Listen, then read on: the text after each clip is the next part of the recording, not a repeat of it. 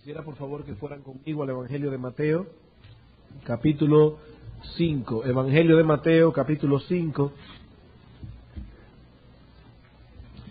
Pero antes de leer los versículos 1 al 3, quisiera que una vez más vayamos a la presencia de Dios en oración. Oremos.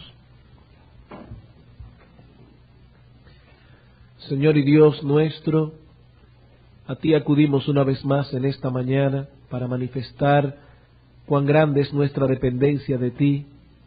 Te suplicamos, oh Dios, que tú te dignes en descender con poder en medio nuestro y que tu palabra pueda clavar el alma de algunos para traerlos con una herida mortal a buscar la sanidad en nuestro Señor Jesucristo. No la sanidad de sus cuerpos, oh Dios, la sanidad de sus almas. Sé con nosotros, oh Señor, en esta mañana y danos el poder explicar estas cosas con claridad, con sencillez, pero al mismo tiempo con convicción y con poder. Te lo suplicamos en el nombre de Jesús. Amén.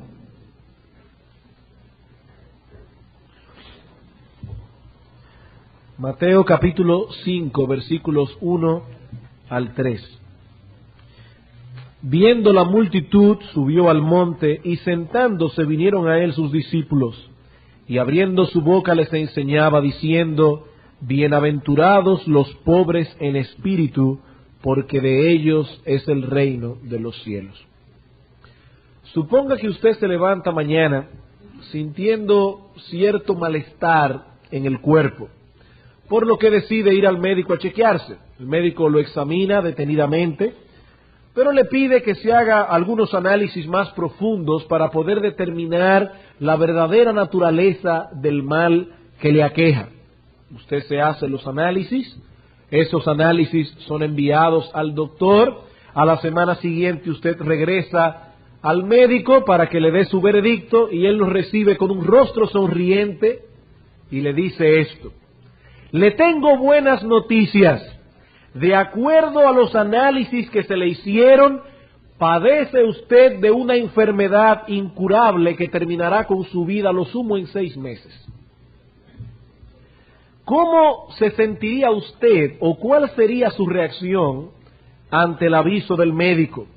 Bueno, me imagino que se sentirá turbado, sumamente extrañado, porque lo que este hombre está diciendo no parece tener sentido. Bueno, esa fue probablemente la reacción de muchos de los hombres y mujeres que escucharon por primera vez el Sermón del Monte. Durante cientos de años la nación de Israel había estado padeciendo opresión y vejación de las naciones vecinas, y en esos momentos específicos se encontraban bajo la dominación de los romanos, un imperio cruel, corrupto, que no veía con buenos ojos el celo monoteísta de los judíos.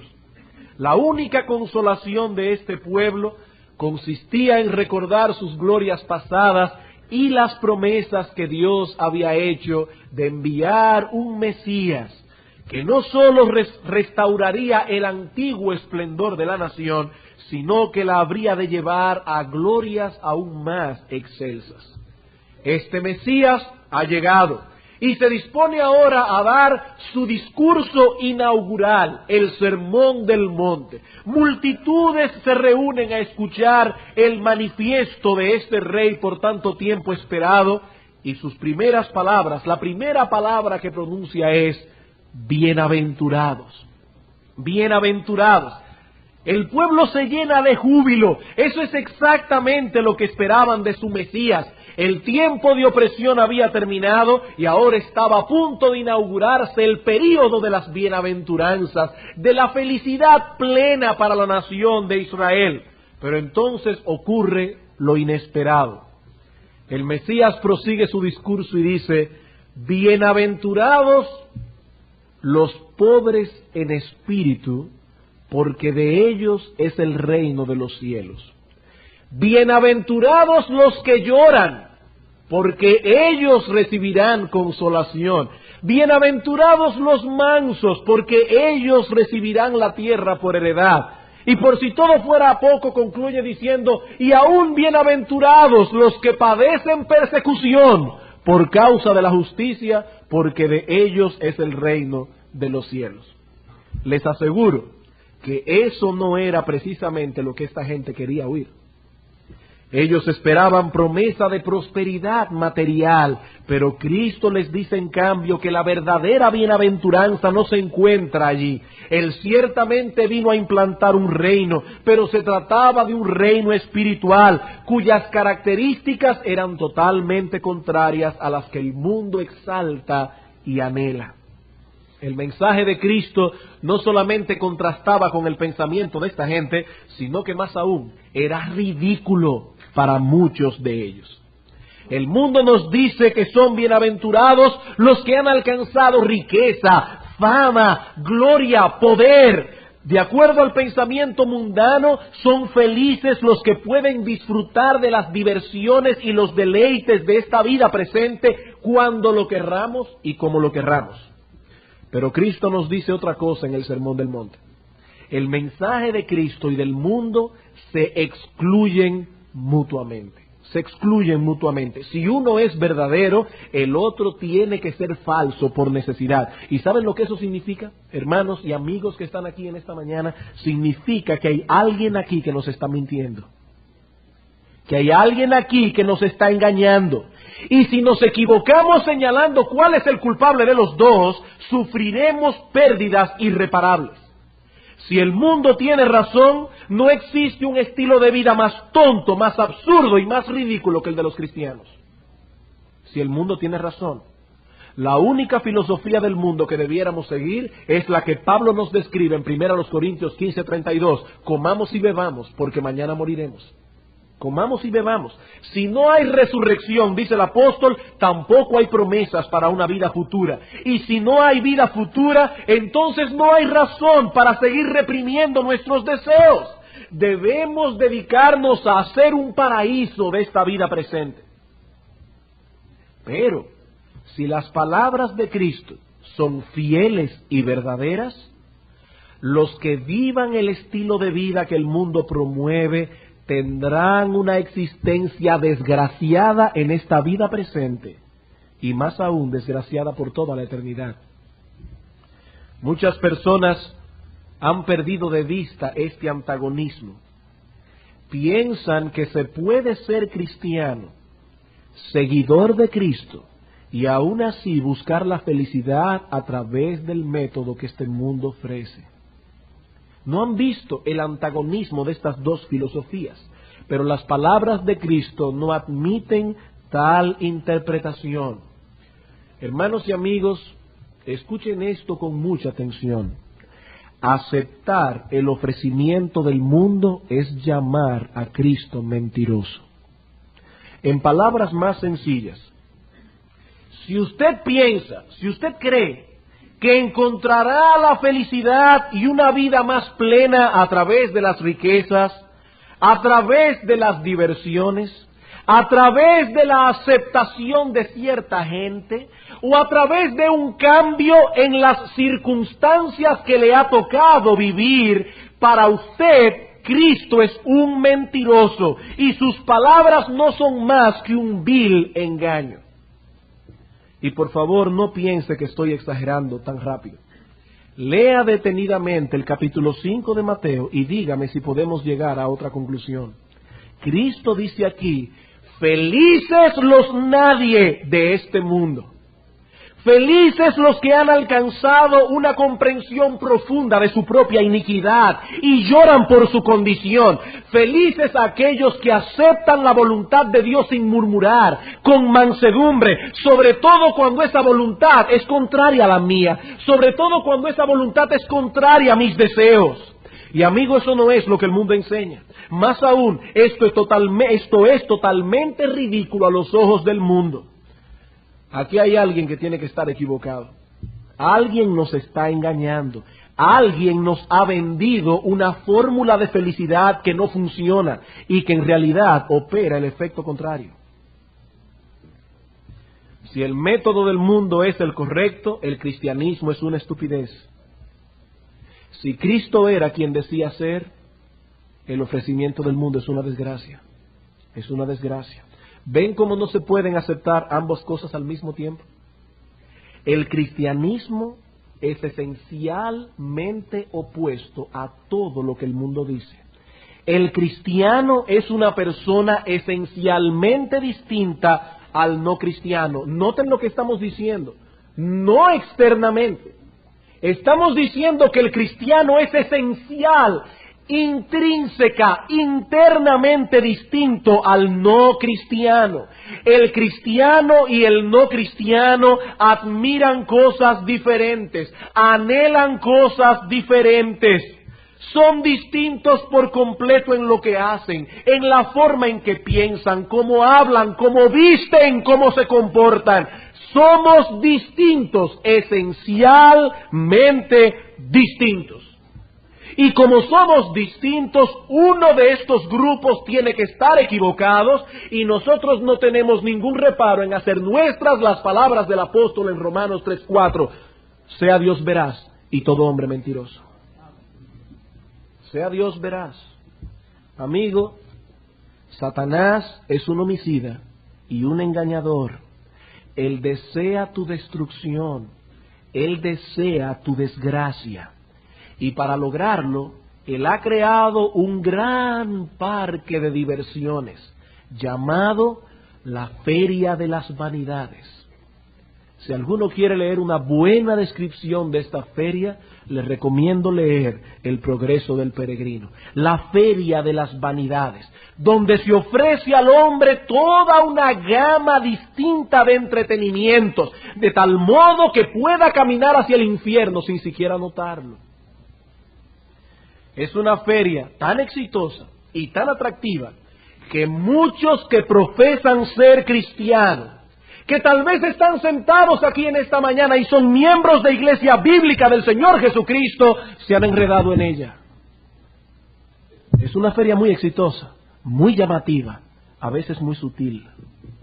Dicen ser peregrinos, pero se han quedado a morar permanentemente allí, en la Feria de las Vanidades. Por ello Dios advierte en su palabra que si alguno ama al mundo y las cosas que están en el mundo, el amor del Padre no está en él. Satanás ha logrado una gran victoria a través de estos ciudadanos de la feria que profesan ser cristianos, porque a través de ellos ha desacreditado el cristianismo bíblico. Y muchos hoy día, viendo a estos cristianos muy entre comillas, creen que se puede seguir a Cristo sin ser tan radical, sin ser tan fanático. Pero mientras la palabra de Dios permanezca vigente, debemos saber que el reino de Cristo no es de este mundo y que los suyos que pertenecen realmente a ese reino tampoco pertenecen a él. Estamos aquí, pero no somos de aquí.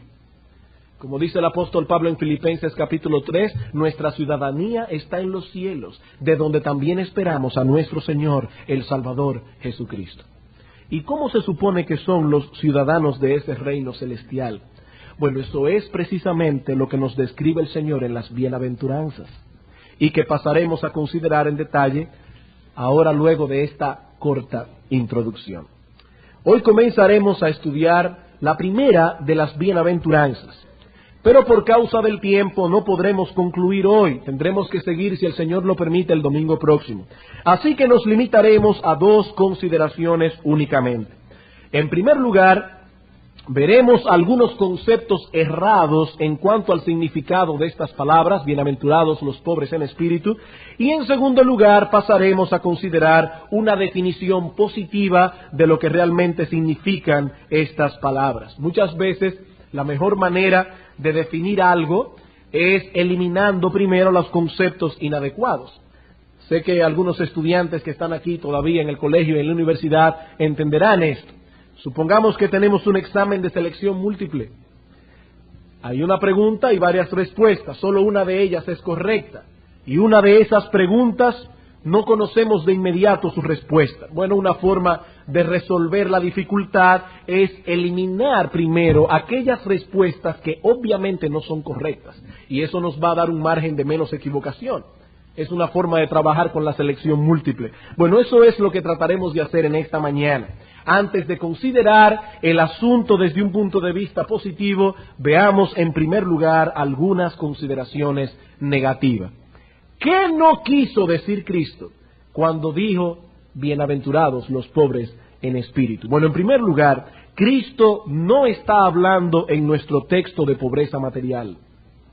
En primer lugar, debemos aclarar que Cristo no está hablando en nuestro texto de pobreza material.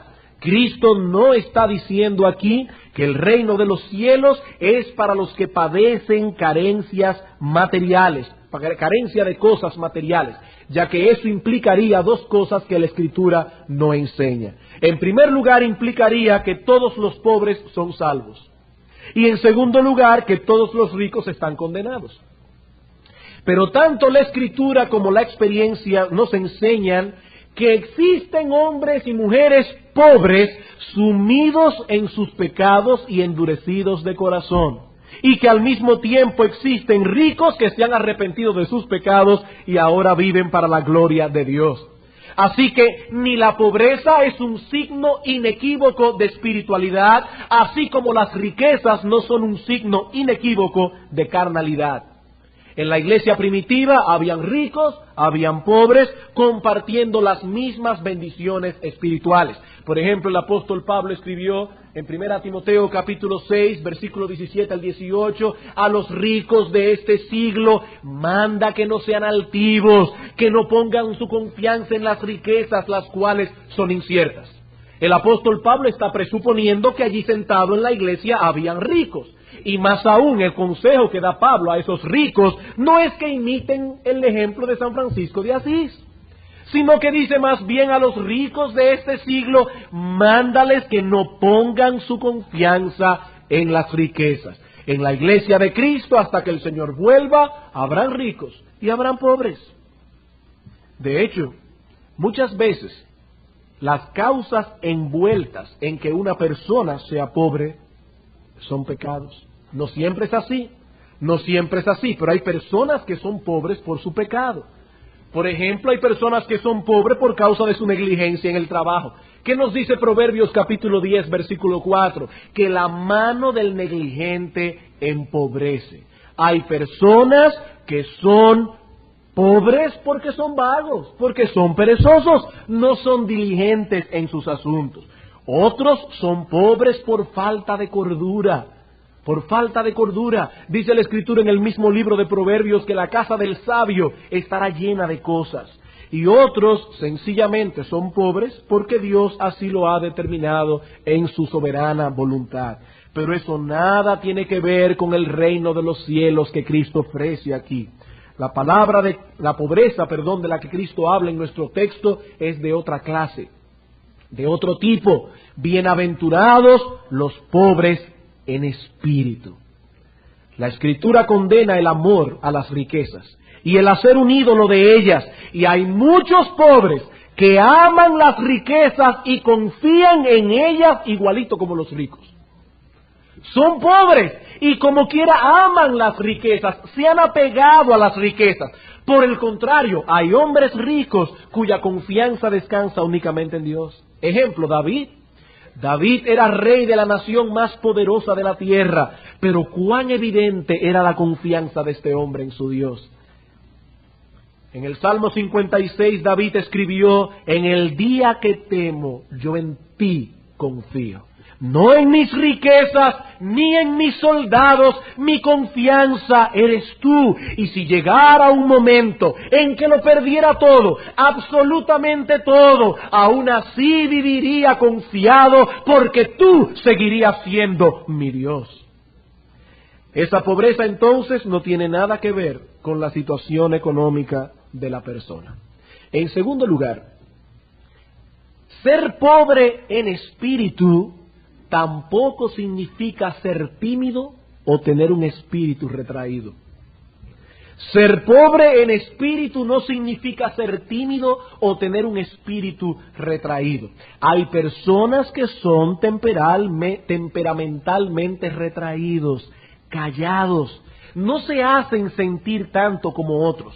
Pero no debemos confundir esto con la pobreza espiritual de la que habla el Señor en su sermón. La timidez es algo temperamental, en cierto modo hasta genético, aunque eso está sujeto a discusión. Y ciertamente la timidez de una persona puede ser hasta cierto punto modificada por el ambiente en que le haya tocado vivir. Pero la pobreza espiritual, la pobreza en espíritu no es natural, es sobrenatural. Es una obra de Dios en el corazón del hombre. En cierto sentido, ningún temperamento ni es malo ni es bueno en sí mismo. Dios puede usar para su gloria a una persona tímida como Timoteo.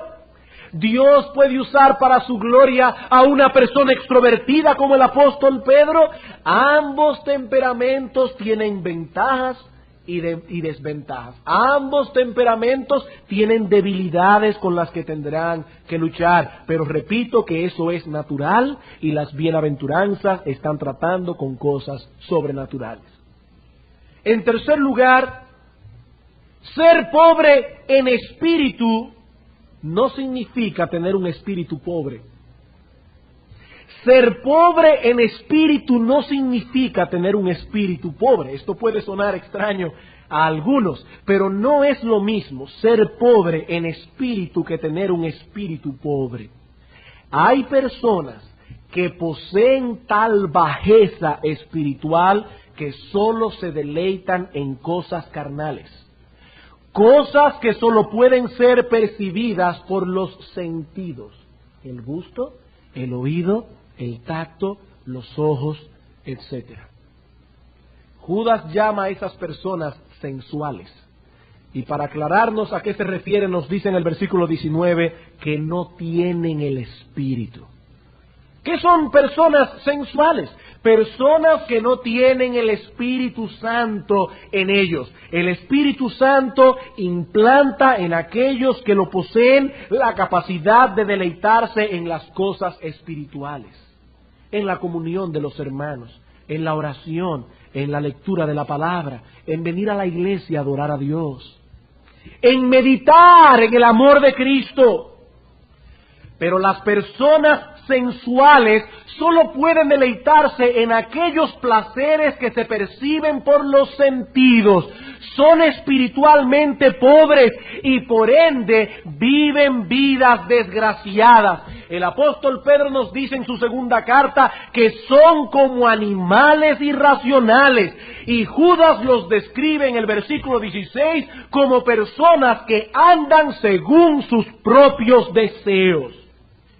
La felicidad de esta gente depende de que los sentidos sean alimentados.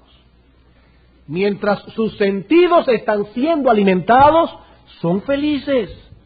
Comer una buena comida, ver una buena película, escuchar una buena música.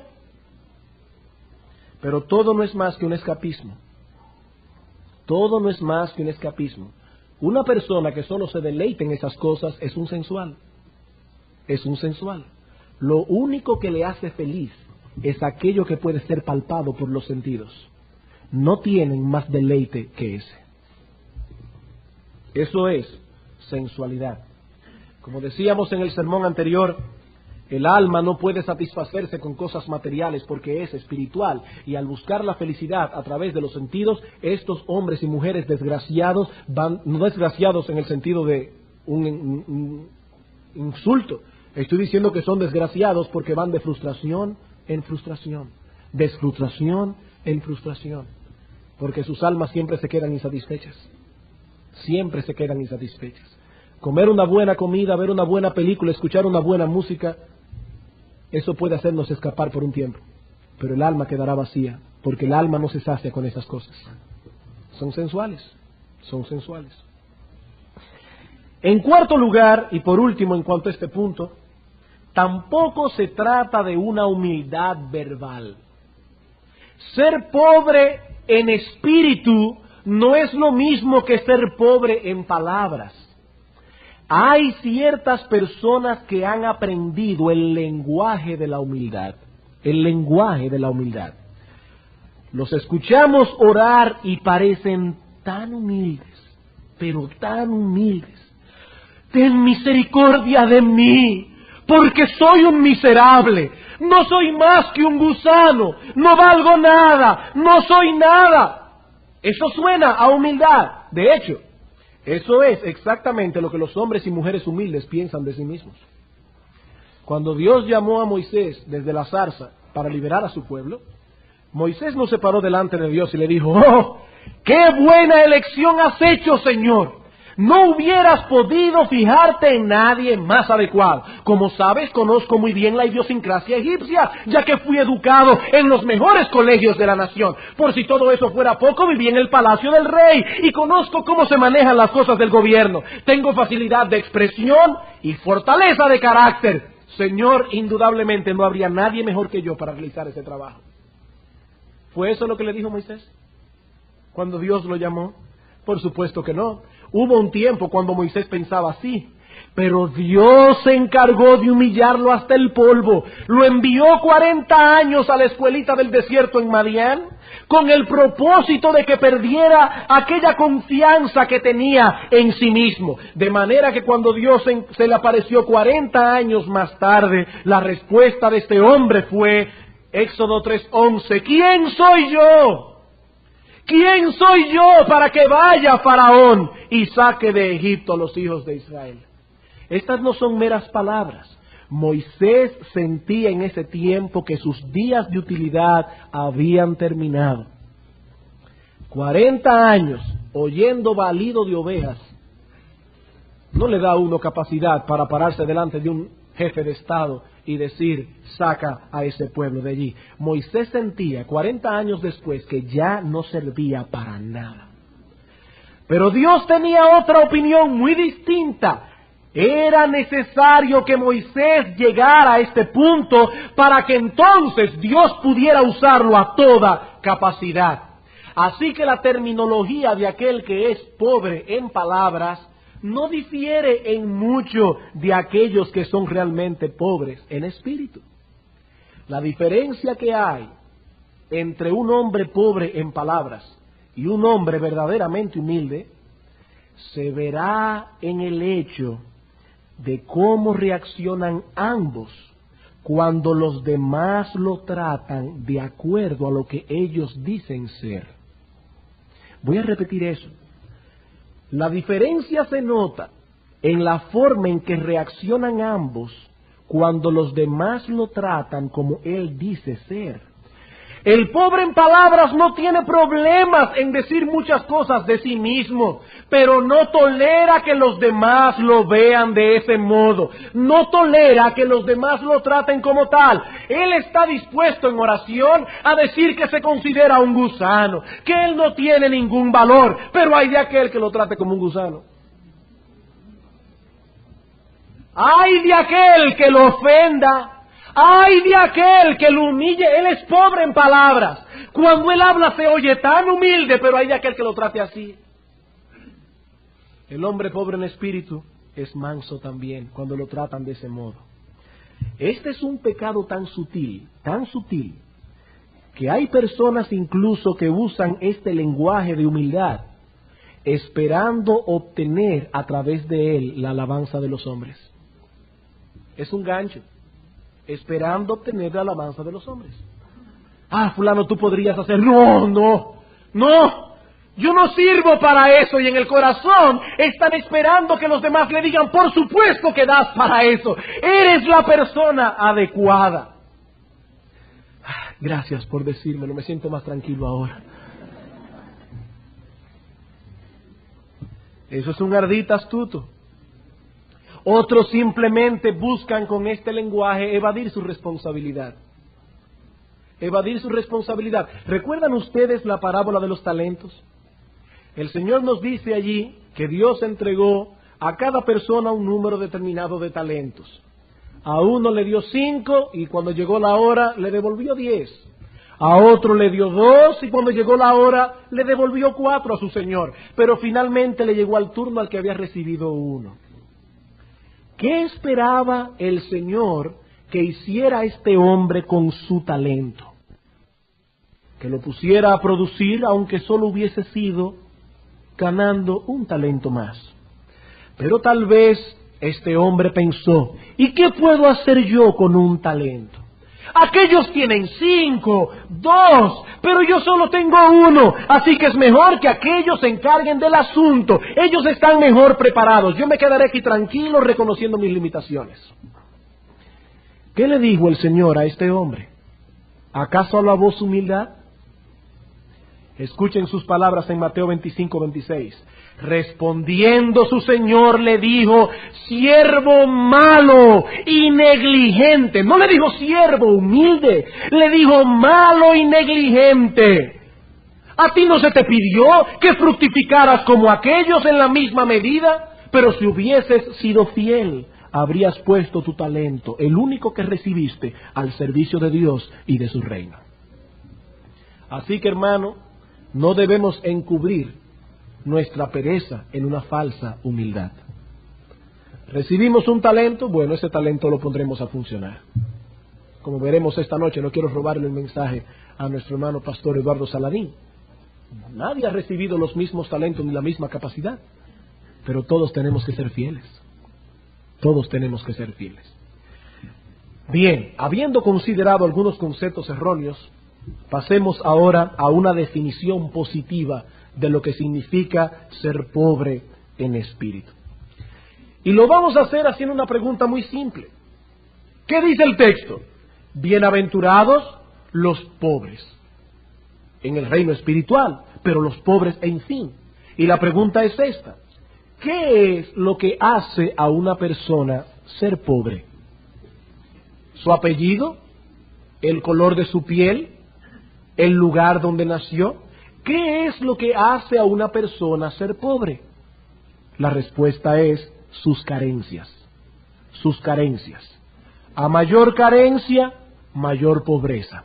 No todos los pobres son igualmente pobres. Algunos tienen más carencias que otros. En el idioma griego, que fue el idioma en que se escribió el Nuevo Testamento, hay dos palabras distintas para señalar dos tipos distintos de pobreza. La primera palabra señala a ese hombre que tiene lo suficiente para vivir, pero que no posee nada más de ahí. En otras palabras, vive pero con dificultad.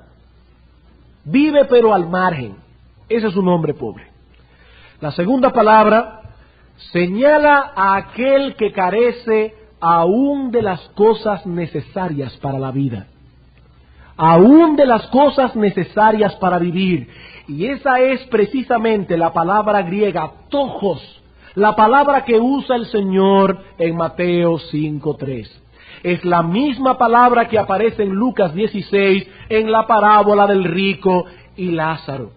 Lázaro es descrito en la parábola como un mendigo, la misma palabra, tojos, que estaba echado a la puerta del rico lleno de llagas, esperando ansiosamente a que cayera alguna migaja de la mesa del rico para poder comer.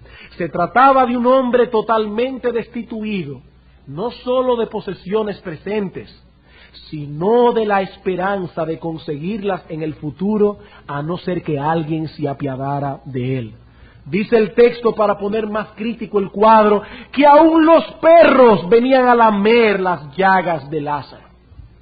Este hombre no solo carecía de las cosas más elementales de la vida, también carecía de los medios para salir de esa condición por sí mismo.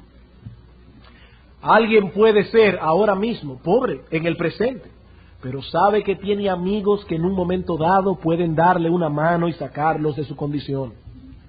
Otros están pasando por una mala racha, pero tienen cierta preparación y ciertas capacidades que pueden proveerle en el futuro los medios necesarios para una situación más alentadora. Otros sencillamente están esperando alguna herencia. Pero el hombre de nuestra historia no poseía ninguna de estas cosas. Y así ha de ser la pobreza de la que nos habla el Señor en Mateo 5:3.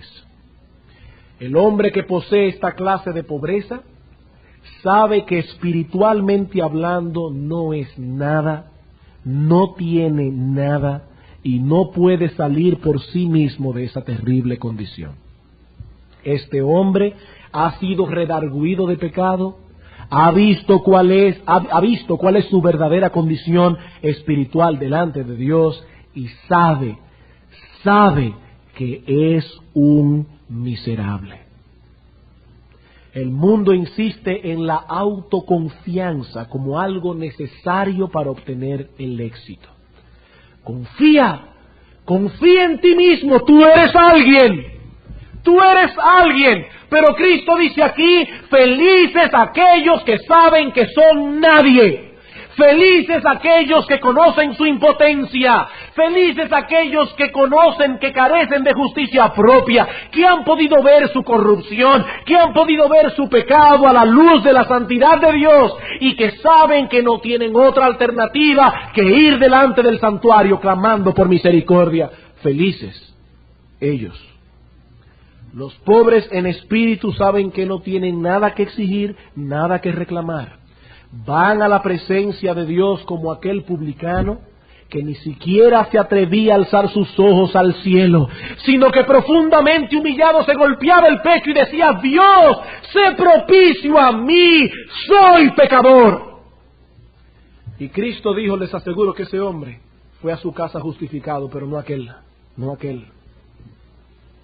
Este publicano llegó al santuario y dijo: Dios, no poseo nada, absolutamente nada que pueda presentar como meritorio delante de ti. Y ¿saben una cosa? En realidad, todos los hombres están en la misma condición que ese publicano. Todos están en una condición miserable por causa de sus pecados y transgresiones, pero no todos saben que lo están. Ahí está la diferencia. No todos saben que lo están. Un hombre puede estar padeciendo sin saberlo de una enfermedad mortal asintomática. Él no siente nada extraordinario, pero se está muriendo. Y en su ignorancia puede llegar incluso a jactarse de su buena salud, porque es un ignorante. Pero aquellos que son pobres en espíritu no solo carecen de todo mérito y de toda posibilidad en sí mismos, sino que están conscientes de eso. Esta gente sabe que no tienen nada de qué gloriarse delante de Dios. Nada. Esa es la diferencia entre aquel que es pobre en el espíritu y el que no lo es. Uno sabe algo que el otro no conoce. Uno de ellos ha sido despertado por Dios para verse espiritualmente tal cual es. El otro está en tinieblas y consecuentemente tiene un concepto inadecuado de sí mismo. Escuchen las palabras del Señor Jesucristo a estas personas en Apocalipsis 3:17. Porque tú dices, yo soy rico y me he enriquecido y de ninguna cosa tengo necesidad. Eso es lo que tú dices, pero no sabes que tú eres un desventurado, miserable, pobre, ciego y desnudo. Estás en problemas, dice Cristo, pero no lo sabes. No eres nada, no tienes nada y no puedes hacer nada por ti mismo para mejorar tu condición. Pero tu problema es peor, 1000 veces peor, porque no lo sabes. Crees que eres alguien, que posees ciertas capacidades, pero si te vieras tal cual eres realmente, vendrías al trono de la gracia clamando por misericordia. Los cristianos son pobres en espíritu. Esta condición es esencial para la fe verdadera. Noten que el Señor colocó esta característica en una posición estratégica. Por ahí comenzó. Porque sin ella es imposible todo lo demás. Donde esta pobreza en espíritu está ausente, allí tampoco está Cristo. Los cristianos son pobres en espíritu. Los que no son pobres en espíritu, que creen que son alguien, que merecen algunas cosas de Dios o de los hombres, no son cristianos. Estas cosas son inseparables. Hasta tanto seamos pobres en espíritu, no podremos apreciar a Cristo en toda su belleza. No podremos apreciar a Cristo en toda su gloria. Nadie anhelará el medicamento hasta que esté consciente de su enfermedad. Nadie. No es lo mismo contemplar un barco anclado en el muelle mientras estamos cómoda y plácidamente recostados en la arena cogiendo sol, que contemplar el mismo barco mientras estamos a punto de perecer ahogados en medio del mar, luchando entre la vida y la muerte. Es el mismo barco, pero lo están viendo con ojos muy diferentes. Muy diferentes. Para el que está cogiendo sol en la playa, el barco no es más que un elemento decorativo que enriquece la belleza del paisaje. Para el otro es lo único realmente valioso que existe en el mundo. Ese hombre en medio del mar solo piensa en una cosa, en que aparezca un barco. Nada es más importante. Todo pasa a ser secundario en ese momento y el pobre en espíritu ve a Cristo con esos mismos ojos. Aunque para algunos Cristo no es más que una figura decorativa en la historia y en todas las religiones, en todas, porque todo el mundo quiere tener a Cristo de su lado. Los gnósticos, los católicos, los mormones, todo el mundo quiere tener, hasta los budistas hablan de Cristo como un gran maestro, todo el mundo lo quiere tener de su parte. Pero ellos lo ven simplemente como una figura decorativa en su religión. Importante. Para nosotros los cristianos que hemos visto nuestra verdadera condición delante de Dios, Cristo es esa perla del gran precio por la que estaríamos dispuestos a perderlo todo. No es una figura decorativa. Dice Pablo, Cristo es el todo en todos. Con cuánta convicción escribió el apóstol Pablo a los filipenses diciendo: cuantas cosas eran para mi ganancia, las he estimado como pérdidas por amor de Cristo. Y ciertamente aún, 30 años después de mi conversión, estimo todas las cosas como basura para ganar a Cristo y ser hallado en Él, no teniendo mi propia justicia que es por la ley, sino la justicia que es de Cristo por la fe. Eso es lo que piensa un cristiano. Eso es lo que piensa un cristiano. Cuando usted ve a un hombre que le dice, yo quisiera ser salvo, pero ese pero nos indica que este hombre no ha entendido su necesidad a plenitud y que no está preparado para el arrepentimiento. El pobre en espíritu se aferra a Cristo con todas las fuerzas de su corazón, no importa cuántas cosas tenga que soltar para aferrarse con más fuerza. ¿Cómo que yo quiero conocer a Cristo, pero? No. Nunca forcen a una persona a hacer una decisión por Cristo si está pensando de esa manera. Ese individuo no entiende lo terrible que es su condición y no está preparado para el reino de los cielos. No lo está. Pedro resumió todo esto en su primera carta cuando dijo: para vosotros pues los que creéis, Él es precioso. Para vosotros. Para el mundo no, pero para vosotros que sabéis que una herida mortal ha traspasado vuestra alma, Él es precioso. Para vosotros que sabéis que solo la sangre de Cristo puede librarlos de una separación eterna de Dios, de padecer por los siglos de los siglos las llamas del infierno en compañía del diablo y sus ángeles, Él es precioso para vosotros. Precioso como ninguna otra cosa en el mundo lo es. Solo los pobres en espíritu están preparados para recibir la gracia de Dios. Y la salvación es por gracia. El que cree tener algún mérito no está dispuesto a recibir limosnas. Él exigirá su salario. Él exigirá su salario. Él no está dispuesto a que le den una limosna, pero aquel que sabe que no es nada y que no tiene nada, abrirá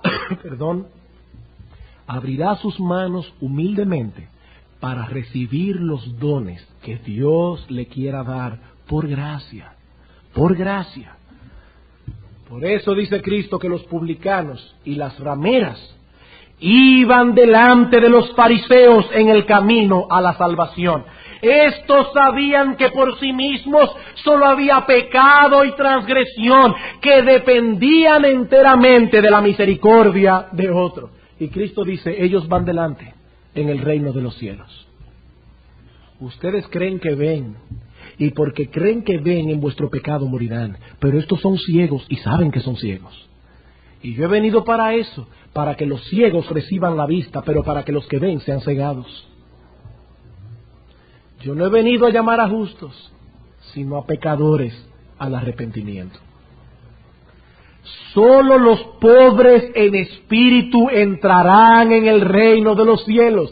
Cristo dijo, bienaventurados, felices, dichosos los pobres en espíritu, porque de ellos, y el texto griego es muy enfático, porque de ellos y solo de ellos es el reino de los cielos. ¿Qué es ese reino de los cielos? Lo veremos la semana que viene. Pero sea lo que sea, lo que Cristo está ofreciendo es un banquete.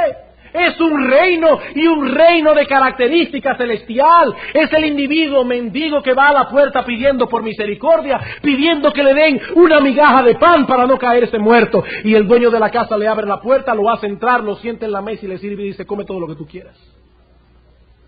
Bienaventurados los pobres en espíritu, porque de ellos es el reino de los cielos. Cristo dijo que para entrar por esa puerta, en ese reino, era una puerta estrecha, angosta.